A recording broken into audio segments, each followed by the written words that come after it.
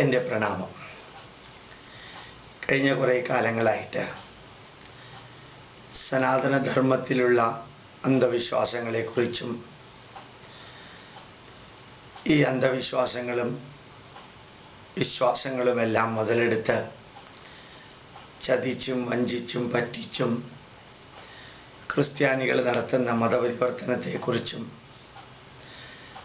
നിരന്തരമായിട്ട് പ്രഭാഷണം നടത്താറുണ്ട്.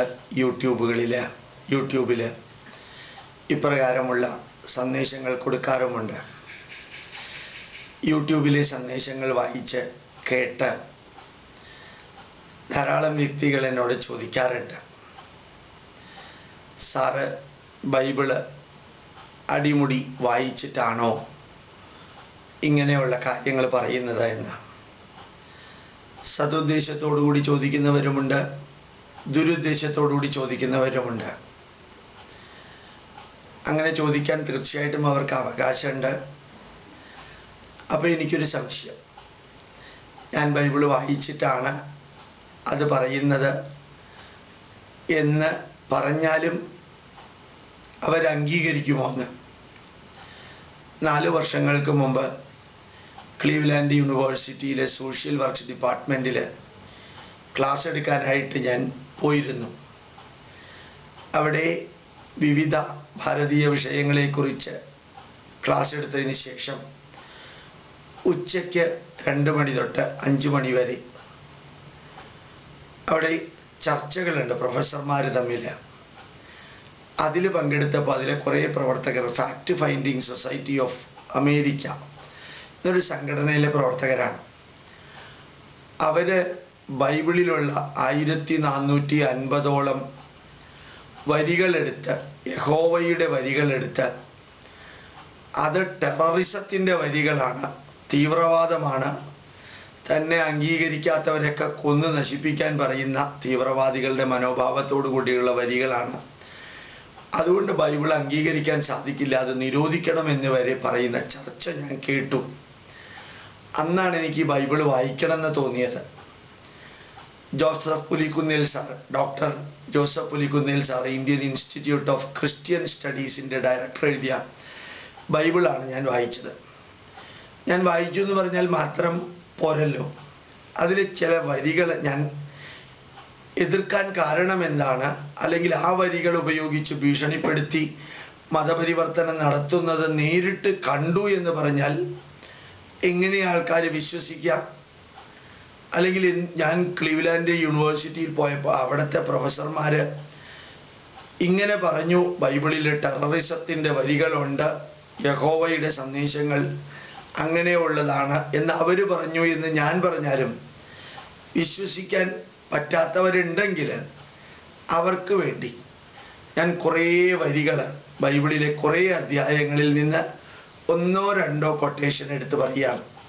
അപ്രകാരം 1450ഓളം വരികൾ ഉണ്ടെന്ന് ക്ലീവ്ലാൻഡ് യൂണിവേഴ്സിറ്റിയിലെ പ്രൊഫസർമാർ പറഞ്ഞു. ആ വരികൾ ഏതൊക്കെയാണെന്ന് ഞാൻ അന്വേഷിക്കുന്നില്ല, പക്ഷെ ഞാൻ അവരുടെ വരികളുടെ അടിസ്ഥാനത്തിൽ ബൈബിൾ വായിച്ചപ്പോൾ അത്ഭുതകരമായ ഭയാനകമായ വരികൾ കണ്ടത് ഞാൻ വെറുതെ ഒന്ന് വായിക്കാം. നമ്മൾ അത് മുഴുവനും അവർ കമ്പൈൽ ചെയ്തത് മലയാളത്തിലേക്ക് ട്രാൻസ്ലേറ്റ് ചെയ്തൊരു പുസ്തകത്തിൽ നിന്ന് എടുക്കുകയാണ്. പുറപ്പാട് എന്ന അധ്യായത്തിൽ, ഇംഗ്ലീഷിലെ എക്സോഡസ് എന്ന് പറയും, കർത്താവ് പറഞ്ഞു, എന്നെ സേവിക്കാൻ ജനങ്ങളെ വിട്ടയക്കുക, ഭൂമിയിലെങ്ങും എന്നെ പോലെ മറ്റാരുമില്ല എന്ന് നീ അറിയാനായി ഇത്തവണ സർവ്വവ്യാധികളും നിന്റെ മേലും നിന്റെ ആളുകളുടെ മേലും ദാസന്മാരുടെ മേലും ഞാൻ അയക്കും.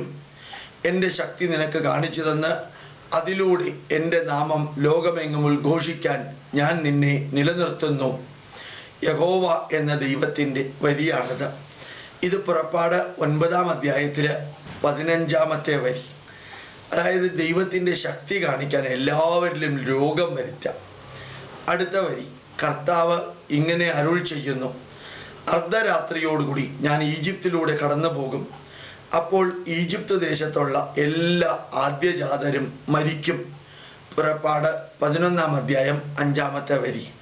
ഈ പാവപ്പെട്ട ആദ്യജാതരെ എന്തിനാ കർത്താവ് കൊല്ലുന്നത്? തൻ്റെ ശക്തി തെളിയിക്കാനാണോ? അടുത്ത വരി, കർത്താവ് നിർദ്ദേശിക്കുന്നു, അന്ന് വൈകിട്ട് അവരവരുടെ ആട്ടിൻകുട്ടികളെ കൊല്ലണം. അവയുടെ രക്തം വീടിൻ്റെ കട്ടിളക്കാലിൽ പുരട്ടണം. അതിൻ്റെ മാംസം അന്നു രാത്രി ചുട്ടു തിന്നണം. തല, കാൽ, അകത്തെ അവയവങ്ങൾ എല്ലാം മുഴുവനായി തീയിലിട്ട് ചുട്ടു തിന്നണം. പച്ചയ്ക്കോ വെള്ളത്തിലിട്ട് വേവിച്ചോ തിന്നരുത്. പുറപ്പാട് 12-ാം അധ്യായത്തിൽ 8-ാമത്തെ വരി. ഇങ്ങനെയുള്ള നിർദ്ദേശങ്ങളാണോ കർത്താവ് കൊടുക്കുക? അടുത്ത വരി. അർദ്ധരാത്രിയിൽ കർത്താവ് ഈജിപ്തിലെ നിഷ്കളങ്കരായ ആദ്യജാതരെ എല്ലാം സംഹരിച്ചു. പുറപ്പാട് 12-29. ഒരേ അധ്യായത്തിലെ കാര്യമാണ്, ഒരേ ഭാഗത്തിലെ കാര്യമാണ്. എന്തിനാ ആദ്യജാതരെ സംഹരിച്ചത്? അവരെന്ത് തെറ്റാ ചെയ്തത്? അടുത്തത്, കർത്താവ് പറഞ്ഞു, അങ്ങനെ ഞാൻ ഫറവോന്റെയും അയാളുടെ രഥങ്ങളുടെയും കുതിരപ്പടയുടെയും മേൽ എൻ്റെ പ്രതാപം സ്ഥാപിക്കുമ്പോൾ ഞാനാണ് കർത്താവെന്ന് ഈജിപ്തുകാർ മനസ്സിലാക്കും. പുറപ്പാട് 14-ാം അധ്യായം 18-ാമത്തെ വരി. തന്നെ അംഗീകരിപ്പിച്ചെടുക്കാൻ കർത്താവ് ചെയ്തു കൂട്ടുന്ന ഹീനകൃത്യങ്ങളെ കുറിച്ച് നിങ്ങളൊന്ന് ചിന്തിച്ചു നോക്കാം. അടുത്ത വരി. കർത്താവ് ഈജിപ്തുകാർക്കെതിരെ ചെയ്ത ഈ സർവനാശം വിതച്ച മഹാകൃത്യം കണ്ട് ഭയപ്പെട്ട് കർത്താവിലും അവൻ്റെ ദാസനായ മോശയിലും ഇസ്രായേൽ ജനം വിശ്വസിച്ചു. തൻ്റെ ഭീകരമായ പ്രവൃത്തി കൊണ്ട് കർത്താവ് ജനങ്ങളെ തന്നിലേക്ക് അടുപ്പിക്കുകയാണ്. ഇതിനല്ലേ ശരിക്കും തീവ്രവാദം എന്ന് പറയുക? അടുത്ത വരി. കർത്താവ് പറഞ്ഞു, ഞാനല്ലാതെ മറ്റ് ദേവന്മാർ നിനക്കുണ്ടാകരുത്. ഒരു വിഗ്രഹം ഉണ്ടാകരുത്. യാതൊന്നിൻ്റെയും ബിംബം ഉണ്ടാക്കരുത്. അവയ്ക്ക് മുന്നിൽ തലകുനിക്കരുത്. കാരണം ഞാൻ നിന്റെ ദൈവമായ കർത്താവ് അസഹിഷ്ണുവായ ദൈവമാകുന്നു. എന്നെ വെറുക്കുന്നവരുടെ ദുഷ്ടതയ്ക്ക് 3ഉം 4ഉം തലമുറ വരെയുള്ള സന്തതി പരമ്പരകളോട് ഞാൻ പകവീട്ടുന്നവനാകുന്നു. പുറപ്പാട് 20-ാം അധ്യായം 5-ാമത്തെ വരി. ഇങ്ങനെ പകരം വീട്ടലും കൊന്നൊടുക്കലും നശിപ്പിക്കലും എന്തിൻ്റെ പേരിൽ? അധർമ്മം ചെയ്തവനെ കൊന്നൊടുക്കലല്ല, തന്നെ അംഗീകരിച്ചില്ല എന്ന പേരിൽ കൊന്നൊടുക്കുന്ന ഈ വരി ഉപയോഗിച്ച അരുണാചലിലും നാഗാലാൻഡിലും മറ്റ് സ്ഥലങ്ങളിലും മതം മാറ്റുന്നതെന്ന് കൂടി നിങ്ങൾ അറിയണം. അടുത്ത വരി. ഒരു മനുഷ്യൻ തൻ്റെ പുത്രിയെ അടിമയാക്കി വിറ്റാൽ അവൾ ആണടിമകളെ പോലെ സ്വതന്ത്രയാകാൻ പാടില്ല. കർത്താവ് തന്നെയാണ് അടിമ വ്യവസായം വളരെ ഭംഗിയായിട്ട് നടത്തണമെന്ന് പറയുന്നത്. സ്ത്രീകൾ അടിമയായാൽ സ്വതന്ത്രയാകാൻ പറ്റില്ല. അത് പുറപ്പാട് 21-ാം അധ്യായം 7-ാമത്തെ വരി. ആണടിമയെയോ പെണ്ണടിമയെയോ യജമാനൻ വടികൊണ്ടടിച്ച് 3 ദിവസം കഴിഞ്ഞാണ് അടിമ മരിക്കുന്നതെങ്കിൽ യജമാനന് ശിക്ഷയില്ല. അപ്പോൾ കർത്താവ് ഈ അടിമകളെ അടിക്കാനുള്ള സ്വാതന്ത്ര്യം കൊടുത്തിട്ടുണ്ട്. മാത്രമല്ല, ഇനി അടിച്ച് 3 ദിവസം വരെ മരിക്കാതെ സൂക്ഷിച്ചാൽ മതി. അതിനുശേഷം മരിച്ചാൽ യജമാനന് കുഴപ്പമില്ല. കർത്താവിൻ്റെ അനുവാദത്തോടെ മനുഷ്യന് അടിമക്കച്ചവടം നടത്താവുന്ന ഒരവസ്ഥ എന്നുള്ളതല്ലേ? വെറുതെ അല്ലല്ലോ അമേരിക്കയിലെ ഈ ആഫ്രിക്കക്കാരെ പാവങ്ങളെ കൊണ്ടുപോയിട്ട് അടിമകളാക്കിയത്. കർത്താവ് അത് അംഗീകരിക്കുന്നുണ്ട്. അടുത്ത വരി. ഇത് പുറപ്പാട് 21-ാം അധ്യായത്തിലെ 21-ാമത്തെ വരിയാണ് ഇപ്പൊ ഞാൻ വായിച്ചത്. കർത്താവ് പറഞ്ഞു, കർത്താവിനല്ലാതെ മറ്റേതെങ്കിലും ദേവന് ബലി നൽകുന്നവനെ നിങ്ങൾ പാടെ നശിപ്പിക്കണം. പുറപ്പാട് 22-ാം അധ്യായം 20-ാമത്തെ വരി. ഇതിനെയല്ലേ നമ്മൾ ടെററിസം എന്ന് പറയുക? എന്നെ അല്ലാണ്ട് വേറെ വല്ലവരെയും പൂജിച്ചാൽ ഞാൻ കൊല്ലണം എന്ന് എൻ്റെ അനുയായികളോട് പറയുക. ഇത് കർത്താവ് പറഞ്ഞിരിക്കുകയാണ്. കർത്താവിനല്ലാതെ വേറെ ഏതെങ്കിലും ദൈവത്തിന് ബലി നൽകുന്നവരെ പാടെ നശിപ്പിക്കണം. അടുത്ത വരി. കർത്താവ് പറഞ്ഞു, ഞാൻ അവരെ തുടച്ചു നീക്കും. അവരുടെ ദേവന്മാരെ സമൂലം നശിപ്പിക്കുകയും ചെയ്യും. അവരുടെ ദേവസ്തംഭങ്ങൾ തകർക്കുകയും ചെയ്യുക. നിങ്ങളുടെ ദൈവമായ കർത്താവിനെ മാത്രം ആരാധിക്കുക. പുറപ്പാട് 23-ാം അധ്യായം 24-ാമത്തെ വരി. ജനങ്ങളെ ആഹ്വാനം ചെയ്യാം മറ്റുള്ളവരെ നശിപ്പിക്കാനും കൊല്ലാനും വിഗ്രഹങ്ങളെല്ലാം തച്ചുടയ്ക്കാനും. ഇത് പുറപ്പാട് 23-ാം അധ്യായത്തിൽ 24-ാമത്തെ വരിയാണെന്നുള്ളത് നിങ്ങൾ ബൈബിൾ നോക്കി മനസ്സിലാക്കാം. അടുത്തത്, കർത്താവ് പറഞ്ഞു, നിങ്ങൾ അവരുടെ ബലിപീഠങ്ങൾ ഇടിച്ചു നിരത്തി സ്തംഭങ്ങൾ ഉടച്ച് അശേര വിഗ്രഹങ്ങൾ തകർക്കുക. നീ മറ്റൊരു ദൈവത്തെ ആരാധിക്കരുത്, കാരണം കർത്താവ് അസഹിഷ്ണുവായ ദൈവമാകുന്നു. കർത്താവിൻ്റെ പേര് അസഹിഷ്ണുത എന്നാകുന്നു. ഡോക്ടർ ജോസഫ് പുലിക്കുന്നേലിൻ്റെ വിവർത്തനത്തിലുള്ള പുസ്തകത്തിൽ നിന്നാണ് ഞാനിത് എടുത്തിരിക്കുന്നത്. പുറപ്പാട് 34-ാം അധ്യായം 13-ാമത്തെ വരിയാണ് ഇപ്പൊ ഞാൻ വായിച്ചത്. അടുത്തത്, കർത്താവിൻ്റെ കോപം അവരുടെ നേരെ ജ്വലിച്ചു. കർത്താവ് ഒരു മഹാബാധ കൊണ്ട് ജനങ്ങളെ സംഹരിച്ചു. സംഖ്യ, നമ്പർ എന്ന് ഇംഗ്ലീഷിൽ പറയും. സംഖ്യ 11-ാം അധ്യായം 13-ാമത്തെ വരി.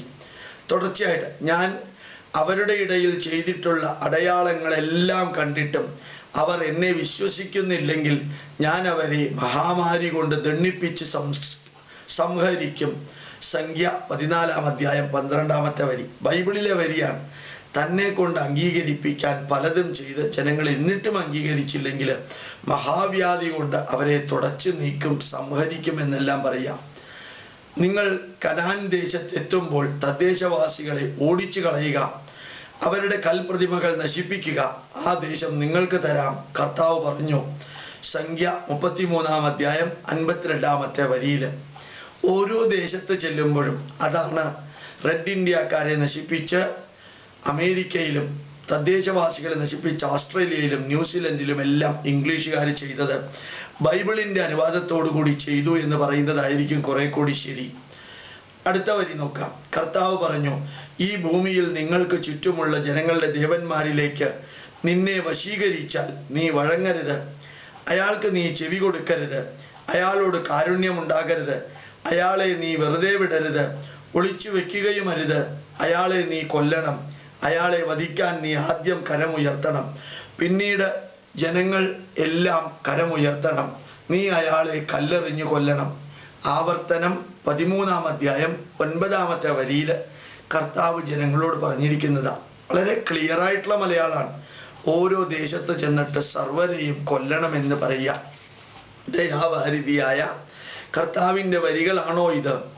അടുത്ത നോക്കുക. കർത്താവ് പറഞ്ഞു, എൻ്റെ വാക്കുകൾ ചെവിക്കൊള്ളാത്തവനോട് ഞാൻ തന്നെ കണക്ക് ചോദിക്കും. മറ്റ് ദേവന്മാരുടെ നാമത്തിൽ സംസാരിക്കുന്ന പ്രവാചകൻ മരിക്കും. ആവർത്തനം 18-ാം അധ്യായം 20-ാമത്തെ വരിയിൽ പറഞ്ഞിരിക്കുകയാണ്. അടുത്തത്, ഭർത്താവിനെ രക്ഷിക്കാൻ അടുത്തു ചെന്ന് കൈനീട്ടി പരപുരുഷന്റെ ഗുഹ്യ അവയവങ്ങളിൽ പിടിക്കുന്ന സ്ത്രീയുടെ കൈ വെട്ടിക്കളയണം. നിന്റെ കണ്ണിൽ അവരോട് കനിവുണ്ടാകരുത്. ഒരു സ്ത്രീയോട് പെരുമാറാൻ പറഞ്ഞിരിക്കുന്നതാണ്. ആവർത്തനം 25-ാം അധ്യായം 12-ാമത്തെ വരി. അടുത്തത്, എൻ്റെ കരങ്ങൾ ആകാശത്തേക്ക് ഉയർത്തി ഞാൻ സത്യം ചെയ്യുന്നു. എൻ്റെ തിളങ്ങുന്ന വാളിന് മൂർച്ച കൂട്ടി ന്യായം വിധിക്കാനുള്ള അവകാശം കയ്യിലെടുത്ത് എൻ്റെ വൈരികളോട് ഞാൻ പ്രതികാരം ചെയ്യും. എന്നെ വെറുക്കുന്നവരോട് പകരം വീട്ടും. എൻ്റെ അസ്ത്രങ്ങളെ രക്തപാനം കൊണ്ട് ലഹരി പിടിപ്പിക്കും. എൻ്റെ വാളിന് മാംസം ഭക്ഷണമാക്കും. ശത്രുവിൻ്റെ തലയിൽ നിന്ന് രക്തം ഒഴുകും. അവൻ്റെ ദാസന്മാരുടെ രക്തത്തിന് അവൻ പ്രതികാരം ചോദിക്കും. കർത്താവിൻ്റെ വരികൾ മോശെ വായിച്ചു കേൾപ്പിച്ചു. മോശെ വായിച്ചു കേൾപ്പിച്ച കർത്താവിൻ്റെ വരികളാണിത്. ആവർത്തനം 32-ാം അധ്യായം 40-ാമത്തെ വരിയാണ് ഇതിപ്പോൾ വായിച്ചത്. അടുത്തത്, ആ നഗരം നിങ്ങളുടെ കർത്താവായ ദൈവം നിങ്ങളുടെ കയ്യിൽ അകപ്പെടുത്തിയിരിക്കുന്നു. ആ നഗരം കൈവശപ്പെടുത്തി കഴിഞ്ഞാൽ കർത്താവ് അനുശാസിച്ചിരിക്കുന്നത് പോലെ അത് അഗ്നിക്കിരയാക്കണം. യേശുവ കർത്താവിൻ്റെ നിർദ്ദേശപ്രകാരം ആ നഗരത്തെയും രാജാവിനെയും ചുട്ടെരിച്ച് നശിപ്പിച്ചു. ചുട്ടെരിച്ച് നശിപ്പിച്ച് മരത്തിൽ കെട്ടിത്തൂക്കിയിട്ടു. യേശുവ 8-ാം അധ്യായം 28-ാമത്തെ വരിയിലാണ് ഈ നിർദ്ദേശം വായിച്ചിരിക്കുന്നത്. അടുത്തത്, കർത്താവ് പറഞ്ഞു, കരഞ്ഞ് കരഞ്ഞ് കണ്ണ് കലങ്ങാനും ഹൃദയം നീറുന്നതിനുമായാണ് ഞാൻ അയാളെ അവശേഷിപ്പിക്കുക. നിന്റെ ഭവനത്തിലെ ആളുകളെല്ലാം വാളിനിരയാകും. നിന്റെ പുത്രന്മാർക്ക് ഇത് സംഭവിക്കും. അവർ രണ്ടുപേരും ഒരേ ദിവസം മരിക്കും. ശാമുവൽ 1 അതിലെ 2-ാം അധ്യായത്തിലെ 33. ഓരോരുത്തരെ ദണ്ഡിപ്പിക്കുന്നത് കർത്താവിൻ്റെ, ഓരോരുത്തരെ വേദനിപ്പിക്കുന്നത് കർത്താവിൻ്റെ ഹോബിയാണെന്ന പോലെ തോന്നുന്നു. അടുത്തത്, കർത്താവിൻ്റെ കരം ആ നഗരത്തിലുടനീളം മരണവിഭ്രാന്തി പടർത്തിയിരുന്നു. ദൈവത്തിൻ്റെ കരം വളരെ ഊക്കോടെ അവിടെ പതിച്ചു. മരിക്കാതെ അവശേഷിച്ചവർ കുരുക്കൾ കൊണ്ട് പീഡിപ്പിക്കപ്പെട്ടു. ആ നഗരത്തിന്റെ നിലവിളി ആകാശത്തോളം ഉയർന്നു. ശാമുവേൽ 1-ാമത്തെ ഭാഗം 5-ാം അധ്യായം 11-ാമത്തെ വരി. ഞാൻ ബൈബിള് വായിച്ചിട്ടുണ്ടോ എന്ന ചോദ്യത്തിന് കൊട്ടേഷൻ എടുക്കാൻ വേണ്ടിയിട്ട് മാത്രമാണ് ഇതെല്ലാം പറയുന്നത്. അടുത്ത വരി. കർത്താവിന്റെ സന്നിധിയിൽ വെച്ച ശാമുവേൽ അഗാഗിനെ കഷണങ്ങളായി വെട്ടിമുറിച്ചു. ശാമുവേൽ 15-ാം അധ്യായം 33-ാമത്തെ വരിയിലാണ്. അതായത് കർത്താവിന്റെ സാന്നിധ്യത്തിൽ ഒരാളെ വെട്ടി നുറുക്കി കൊല്ലുക. അടുത്ത വരി. കർത്താവ് അരുൾ ചെയ്തു, നിന്റെ ഭവനത്തിൽ നിന്നു തന്നെ ഞാൻ നിനക്ക് തിന്മ ഉളവാക്കും. നിന്റെ കൺമുമ്പിൽ വെച്ച് ഞാൻ നിന്റെ ഭാര്യമാരെ എടുത്ത് നിന്റെ അയൽക്കാരന് നൽകും. പട്ടാപ്പകൽ തന്നെ അയാൾ നിന്റെ ഭാര്യയോടൊപ്പം ശയിക്കും. സകലമാന ഇസ്രായേൽക്കാരുടെയും മുമ്പിൽ വെച്ച് സൂര്യപ്രകാശത്തിൽ ഞാനിത് ചെയ്യും. 2-ാം ഭാഗം ശാമുവേൽ 12-ാം അധ്യായം 11-ാമത്തെ വരി. കൃത്യമായിട്ടൊന്ന് ബൈബിൾ നിങ്ങൾ നോക്കുക, ഇത് പറഞ്ഞിട്ടുണ്ടോ ഇല്ലയോ എന്ന്. അടുത്ത വരി. കർത്താവിന് ബലിയായി സോളമൻ 20,000 കാളകളെയും 1,20,000 ആടിനെയും ബലിയർപ്പിച്ചു. 1-ാം ഭാഗം രാജാക്കന്മാർ 8-ാം അധ്യായം 63-ാമത്തെ വരി. കർത്താവിന് വേണ്ടി കർത്താവിൻ്റെ തന്നെ ഉൽപ്പന്നങ്ങളെ, അഥവാ കർത്താവിൻ്റെ ക്രിയേറ്റർ, ആ ക്രിയേച്ചറിനെ തന്നെ കർത്താവിന് നൽകാൻ ലക്ഷക്കണക്കിന് ആടുകളെയും പശുക്കളെയും കൊല്ലുക. കർത്താവ് അരുൾ ചെയ്യുന്നു, ഞാൻ നശിപ്പിക്കാനായി ഒഴിഞ്ഞു വെച്ചിരിക്കുന്ന മനുഷ്യനെ നീ സ്വന്തം കയ്യിൽ നിന്ന് വിട്ടയച്ചു മോചിപ്പിച്ചു. അതുകൊണ്ട് അയാളുടെ ജീവന് പകരം നിന്റെ ജീവൻ, അയാളുടെ ജനത്തിന് പകരം നിന്റെ ജനം. ഇതാണ് കർത്താവിൻ്റെ നീതിന്യായ വ്യവസ്ഥ. ഞാൻ കൊല്ലാനായിട്ട് വെച്ചിരിക്കുന്ന ആളെ നീ വിട്ടയച്ചാൽ നിന്നെയും നിന്റെ ജനത്തെയും സംഹരിക്കുക. രാജാക്കന്മാർ 20-ാം അധ്യായം 42-ാമത്തെ വരിയിലാണ് ഇത് പറഞ്ഞിരിക്കുന്നത്.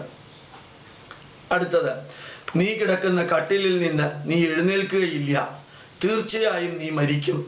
2-ാം ഭാഗം രാജാക്കന്മാർ 1-ാം അധ്യായം 4-ാമത്തെ വരിയാണ്. ഓരോരുത്തരെയും ദണ്ഡിപ്പിക്കുന്ന ഒരു സ്വഭാവം.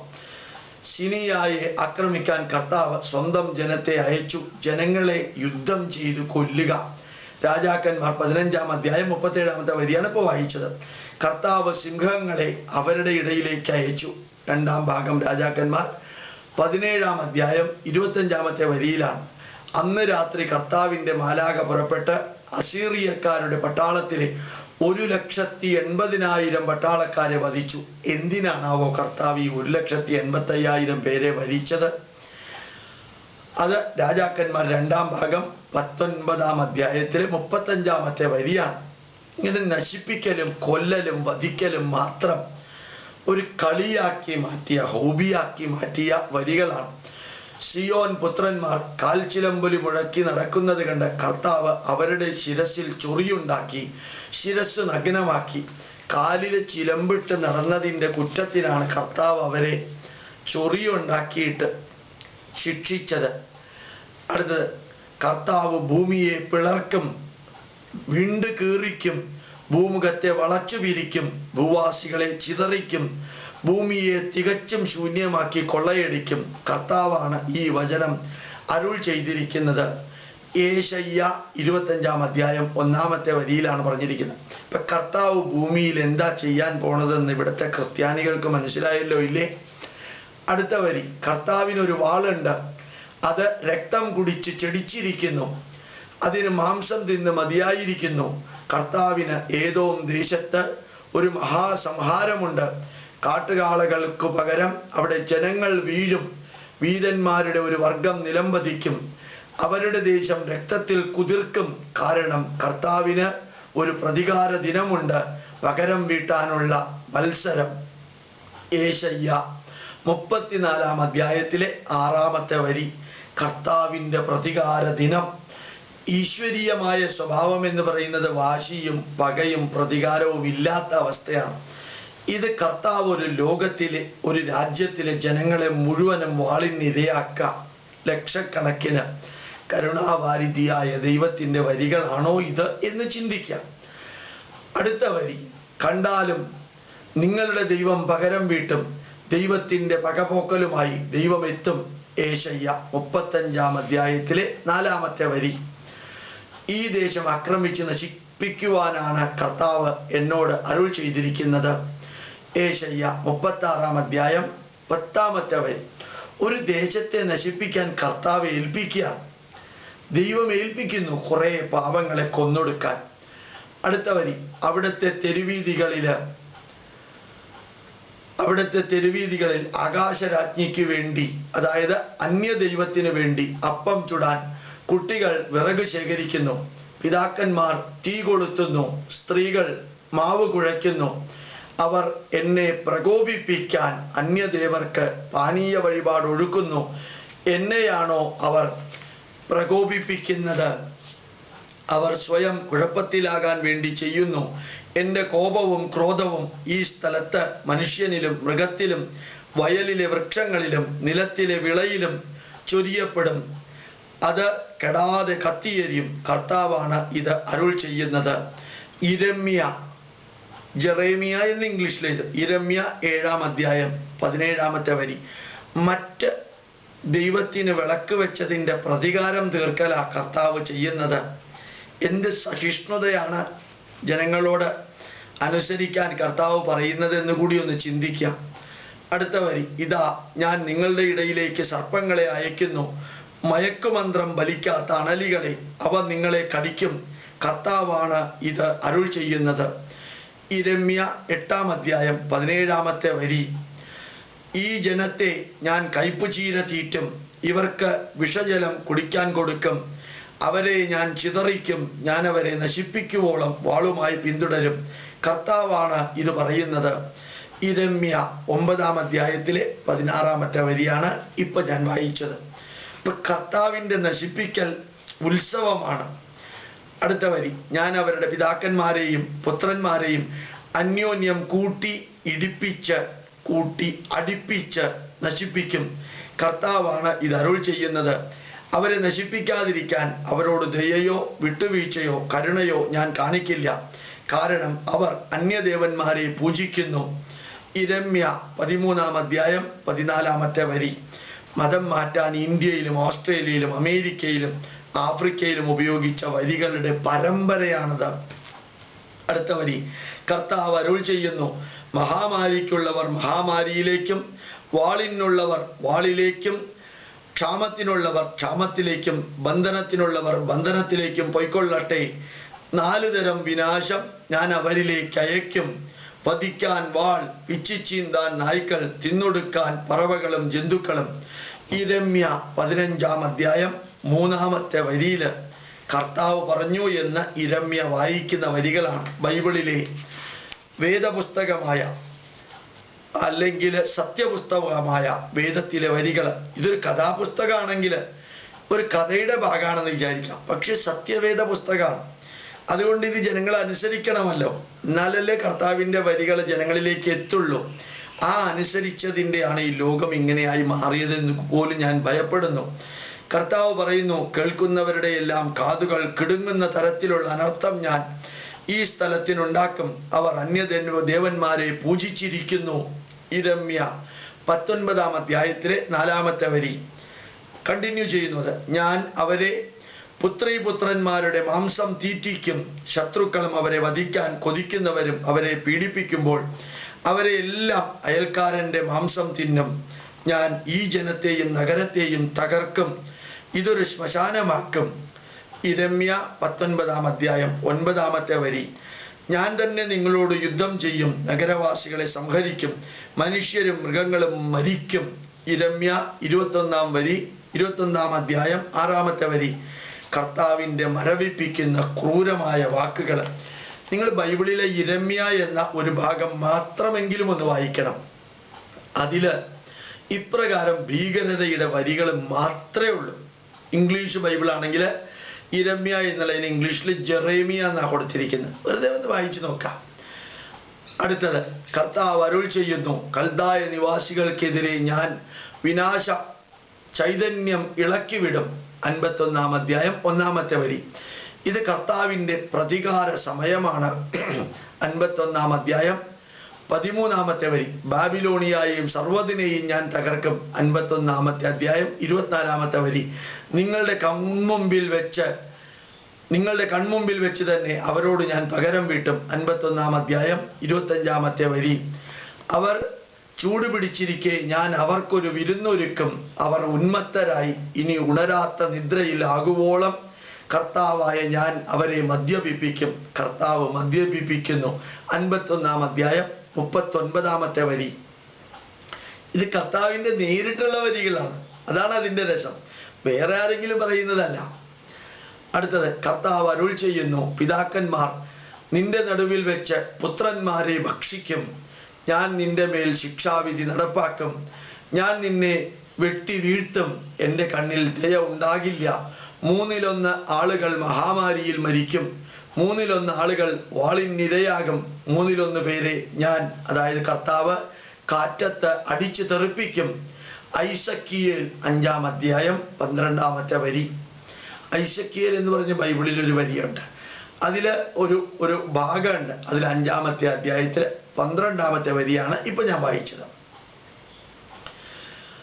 മരുഭൂമി മുതൽ റബ്ല നഗരം വരെ എല്ലാം ഞാൻ ശൂന്യമാക്കും. അപ്പോൾ അവർ അറിയും ഞാനാണ് യഥാർത്ഥ ദൈവമായ കർത്താവ് എന്ന്. ഐസക്കിയേൽ 6-ാം അധ്യായം 14-ാമത്തെ വരി. ഈ പാവപ്പെട്ടവരെ മുഴുവനും ഇത്തരത്തിലുള്ള ഭീഷണി വാക്കുകൾ ഉപയോഗിച്ചാ കൺവെർട്ട് ചെയ്തത്. അത് പിന്നീട് അമേരിക്കക്കാരും ആഫ്രിക്കക്കാരും ഓസ്ട്രേലിയക്കാരും ന്യൂസിലാൻഡുകാരും എല്ലാം തിരിച്ചറിഞ്ഞു. അതുകൊണ്ട് അവർ ബൈബിള് തന്നെ ഉപേക്ഷിച്ചത്. ഞാൻ പറഞ്ഞല്ലോ, ക്ലീവ്ലാൻഡ് യൂണിവേഴ്സിറ്റിയിലെ കുറേ ആൾക്കാർ പറയുന്നുണ്ടായിരുന്നു ബൈബിള് നിരോധിക്കണമെന്ന്, ഗവൺമെന്റിനോട് അഭ്യർത്ഥിക്കണമെന്ന്. ഞാൻ ആ സമ്മേളനത്തിൽ ഒരു സാക്ഷിയായിട്ട് 2 മണിക്കൂറോളം ഇരുന്നു. ഇംഗ്ലീഷുകാരുടെ ചർച്ച എനിക്ക് അത്ഭുതം തോന്നി.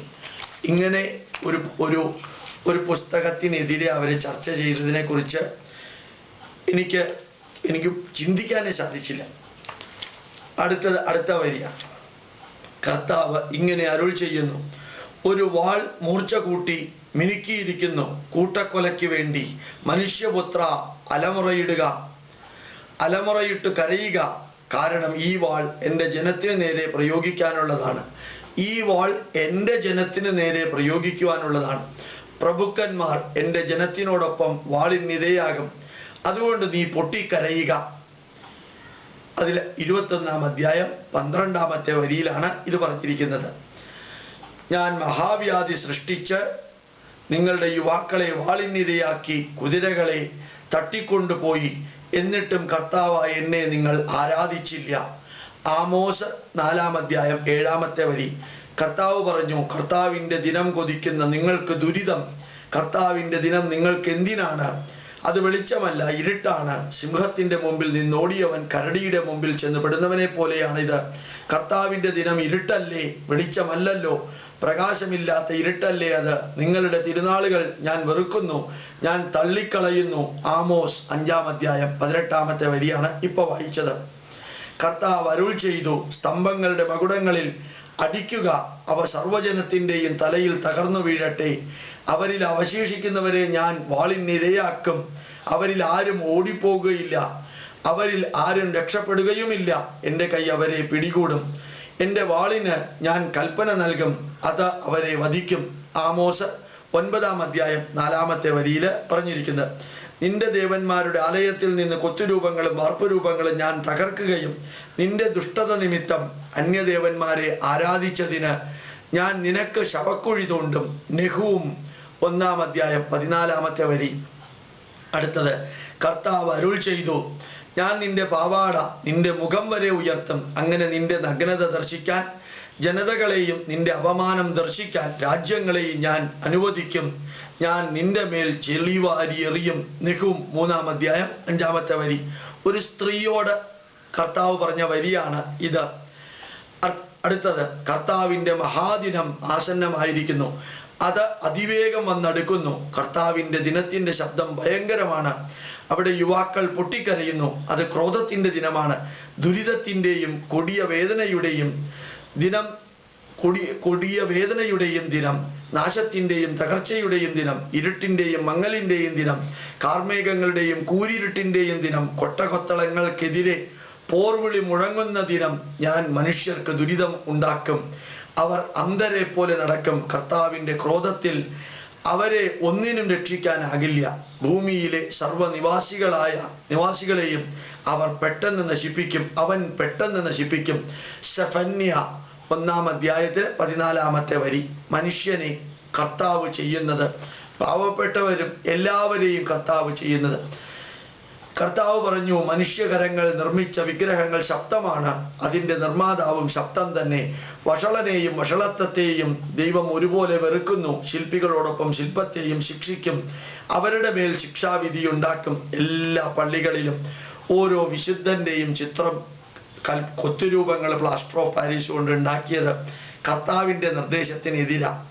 ഇത്രയും ഞാനിവിടെ വായിച്ചത് ബൈബിള് ഗോപാലകൃഷ്ണൻ വായിച്ചിട്ടുണ്ടെന്ന് ബൈബിളിലെ വരികൾ എടുത്ത് ഭയാനകമായി നോക്കിയിട്ടുണ്ടെന്നും അറിയിക്കാനാണ്. ചിലർ പറഞ്ഞു ഗോപാലകൃഷ്ണൻ അകത്ത് ഭയമുണ്ടെന്ന്. എനിക്ക് ഭയം ഇത് നിങ്ങൾ നടപ്പാക്കുന്നത് കണ്ടിട്ടാ എനിക്ക് നിരാശയുണ്ടെന്ന്. സത്യമാണ്. ധർമ്മബോധമുള്ള പാവപ്പെട്ട ഹിന്ദുക്കളെ ഈ വരികൾ ഉപയോഗിച്ച് ചതിച്ചും വഞ്ചിച്ചും 500-ന്റെയും 1000-ന്റെയും ലക്ഷത്തിന്റെയും നോട്ടുകൾ കൊടുത്ത് മതം മാറ്റുമ്പോൾ ഗോപാലകൃഷ്ണന് നിരാശയുണ്ട്. എനിക്ക് ഹിഡൻ അജണ്ടയുണ്ട് എന്ന് ചിലർ പറഞ്ഞു. സത്യത്തിലുണ്ട്. എന്താ ഹിഡൻ അജണ്ട അറിയോ? എൻ്റെ രാഷ്ട്രം, എൻ്റെ ധർമ്മം 10,000 വർഷം ഭൂമിയിൽ നിലനിന്നതാ. അത് നശിക്കാൻ അനുവദിക്കരുത്. അതിനു വേണ്ടിയാണ് ഞാൻ ജീവിക്കുന്നത്. അതല്ലാതെ വേറെ ഒരു ഹിഡൻ അജണ്ടയും എനിക്കില്ല. ഞാൻ ഒരു പാർട്ടിക്കാരനുമല്ല. എൻ്റെ ഭാരതം, എൻ്റെ സനാതന ധർമ്മം, അതിൽ നിന്ന് ആര് ക്രിസ്തുമതത്തിലേക്കോ ഇസ്ലാം മതത്തിലേക്കോ പോയാൽ എനിക്ക് ദുഃഖമില്ല. അത് ആ മതത്തിൻ്റെ മഹത്വം കണ്ടിട്ടാണ് പോകുന്നതെങ്കിൽ. പക്ഷേ ലവ് ജിഹാദും ടെററിസം പോലെയുള്ള വരികൾ പറയുന്ന കർത്താവിൻ്റെ വരികളും ജനങ്ങൾ അഥവാ ക്രൈസ്തവരും മുസ്ലിങ്ങളും ജീവിതത്തിൽ പകർത്തി പാവപ്പെട്ടവരെ, ലക്ഷക്കണക്കിന് ആൾക്കാരെ മതം മാറ്റുമ്പോൾ നിരാശയുണ്ട്, ദുഃഖമുണ്ട്, വേദനയുണ്ട്. അധർമ്മത്തിലൂടെ ധർമ്മത്തെ നശിപ്പിക്കുന്ന ആ വരി കണ്ടിട്ട് അത്ര മാത്രമേ ഗോപാലകൃഷ്ണനുള്ളൂ. വേറെ ഒരു ഹിഡൻ അജണ്ടയും എനിക്കില്ല. ഉണ്ടെന്ന് നിങ്ങൾ പറഞ്ഞാലും എന്നെ തളർത്താൻ സാധിക്കില്ല. ഒറ്റ ലക്ഷ്യം, അവസാനത്തെ ശ്വാസം വരെ സനാതന ധർമ്മത്തെ, ഭാരത മാതാവിനെ, എൻ്റെ രാഷ്ട്രത്തെ രക്ഷിക്കുക. അത് മാത്രമേ ഉള്ളൂ.